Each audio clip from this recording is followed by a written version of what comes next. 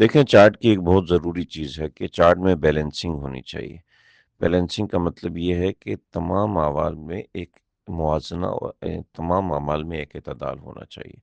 ایسا نہیں کہ ایک عمل میرا بہت زیادہ بڑھ گیا، دوسرا عمل صفر ہے۔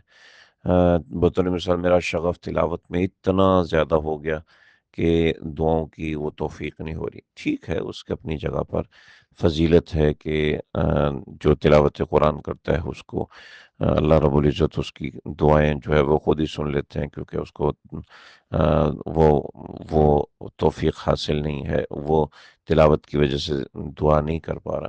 مگر وہ یہ ایسے لوگ ہوتے ہیں جو صاحب حال قسم کے لوگ ہوتے ہیں۔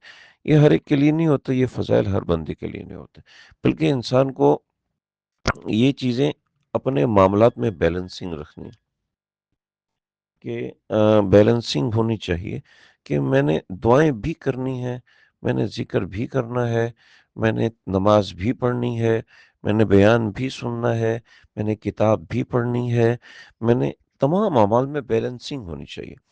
ایسا نہیں کہ ایک عمل تو 100% بڑا ہوا، دوسرا عمل صفر ہے۔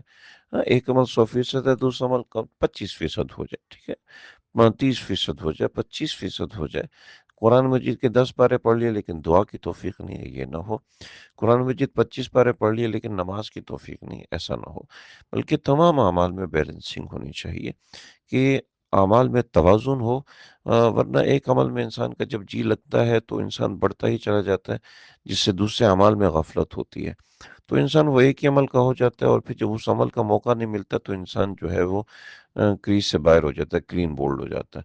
تو ایسا نہیں ہونا چاہیے۔ اس لیے توازن، اعتدال تمام اعمال کے اندر انتہائی ضروری ہے کہ دین ہمیں اگر میانہ کسی کے روی عمل میں سکھاتا میانہ ہے۔ روی نہیں ہے تو یہ پھر ٹھیک نہیں ہے۔ میانہ روی کیسے لے کے آنی، وہ میں طریقہ بتاؤں گا انشاءاللہ کہ وہ کس طریقے سے میانہ روی آتی ہے۔ بطور مثال بندہ عبادت اتنی کر رہا ہے مگر آرام ہی نہیں کر رہا، یہ ٹھیک نہیں ہے۔ بندہ ہر وقت 24 گھنٹے بیان ہی سنتا رہے، بیان سن رہے تو جناب وہ تلاوت متاثر ہے، اور مسجد میں جانا ممکن نہیں ہو پا رہا، یا مسجد میں ہی بیٹھا ہوا ہے، انفرادی اور نفلی عبادت نہیں ہے۔ رات 12 بجے تک تو جناب نے بیان سنا ہے، تو اب ظاہری بات ہے تہجد کے لیے کون اٹھے گا، قیام اللیل کون پڑھے گا؟ اب رمضان تو یہ موقع ہے نا کہ مجھے قیام اللیل کی بھی توفیق ہو، مجھے تہجد کی بھی توفیق ہو، مجھے اوابین کی بھی توفیق ہو، مجھے تلاوت کی بھی توفیق ہو۔ لیکن چونکہ بیلنسنگ نہیں ہے ہمارے اعمال کے اندر، ایک عمل بڑا ہے تو بڑا ہی ہوا ہے، تو جس کی وجہ سے اعمال میں کوتاہی ہوتی ہے اور انسان کلین بولڈ ہو جاتا ہے، پتہ ہی نہیں چلتا کب وہ خارج ہو گیا۔ یہ چیزیں بھی میں آگے انشاءاللہ ذکر کروں گا۔